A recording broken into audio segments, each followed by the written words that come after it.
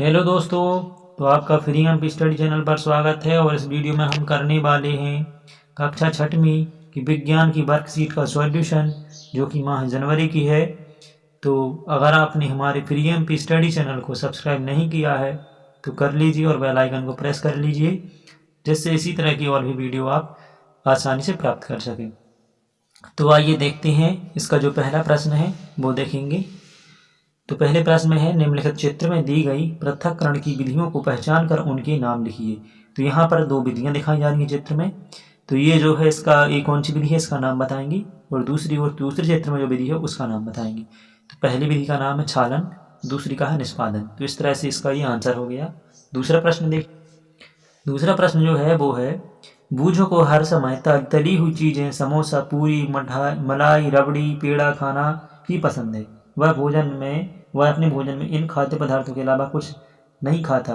तो बताइए, बूझो अपने खाने में भोजन के किन घटकों को अधिक मात्रा में ले रहा है। ठीक है, तो यहाँ पर हमें बताना है कि कौन से घटक वो ले रहा है। तो जो देखो, बूझो अपने खाना में भोजन में सबसे ज़्यादा क्या ले रहा है, वसा युक्त घटक, क्योंकि इनमें क्या होता है, वसा होता है। वसा युक्त घटकों को सर्वाधिक ले रहा है, इसका आंसर हो जाएगा।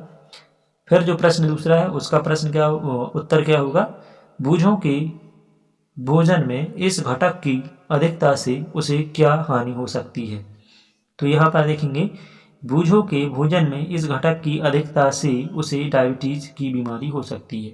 ठीक है, तो यहाँ पर डायबिटीज हो सकती है। फिर इसके बाद में अगला प्रश्न है, वो दिया है, इस घटक के अलावा बूझो को अपने भोजन में कौन कौन से घटकों को शामिल करना चाहिए। इस घटक के अलावा बूझो को अपने भोजन में कौन कौन से घटक शामिल करना चाहिए, इसका प्रश्न है। तो उत्तर में क्या आ जाएगा, इस घटक के अलावा बूझो को अपने खाने में प्रोटीन, विटामिन, खनिज, लवण आदि घटकों को शामिल करना चाहिए। तो ये हो जाएंगे उसके क्या मेन हमारे जो चीज़ें शामिल करनी है भोजन में। फिर बूझो ने पानी से भरी बाल्टी में लकड़ी, पत्थर, सूखी पत्ती, प्लास्टिक की बॉल और सिक्के डाल दिए। बताइए कौन सी वस्तुएं पानी में तैरेंगी और कौन सी डूब जाएंगी। ठीक है, तो इस प्रकार से यहाँ पर जो है तैरने वाली वस्तुएं और डूबने वाली वस्तुओं के नाम बताने हैं।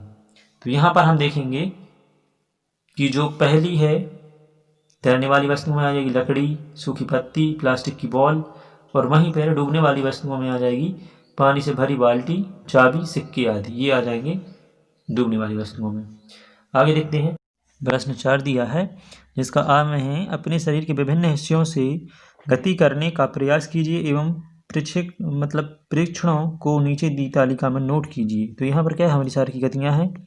ठीक है, और शरीर के भाग दिए गए हैं, पूर्णतः घूमता है, अंशतः घूमता है, मुड़ता है, झुकता है, उठता है, और गति बिल्कुल नहीं करता है।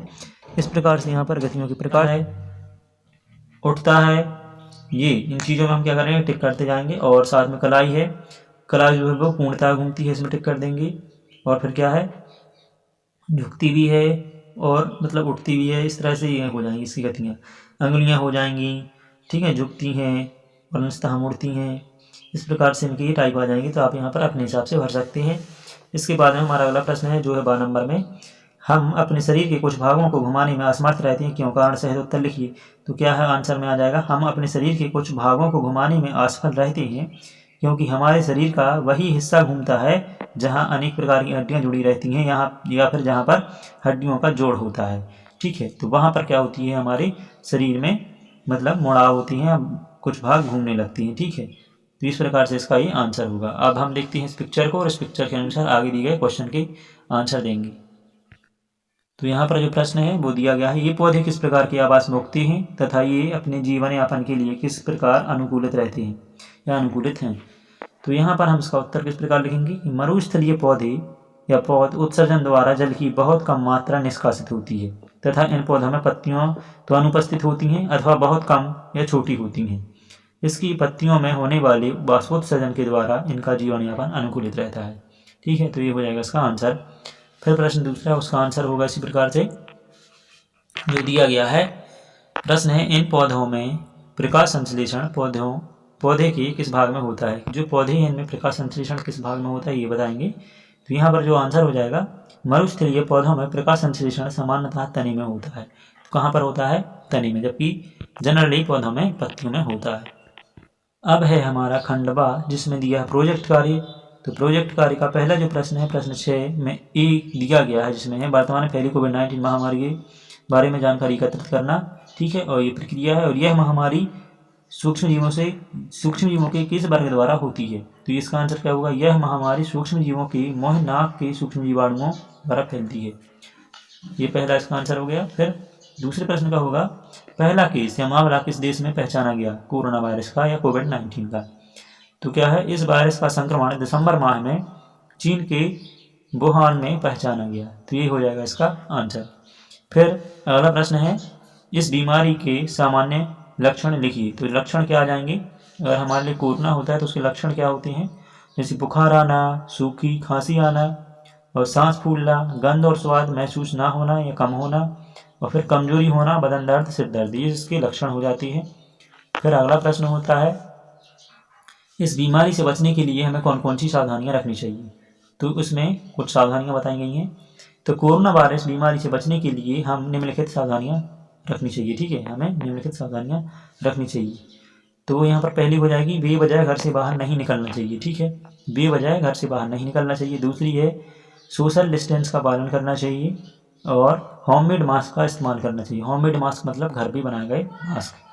इसके बाद प्रश्न 4 है, हाथों को बार बार धोना चाहिए। ठीक है, इस प्रकार से हो जाएंगी हमारी कुछ सावधानियां इस बीमारी से बचने की। अगला प्रश्न है वो है, स्वच्छता तथा बीमारी में क्या संबंध है, अपने शब्दों में लिखिए।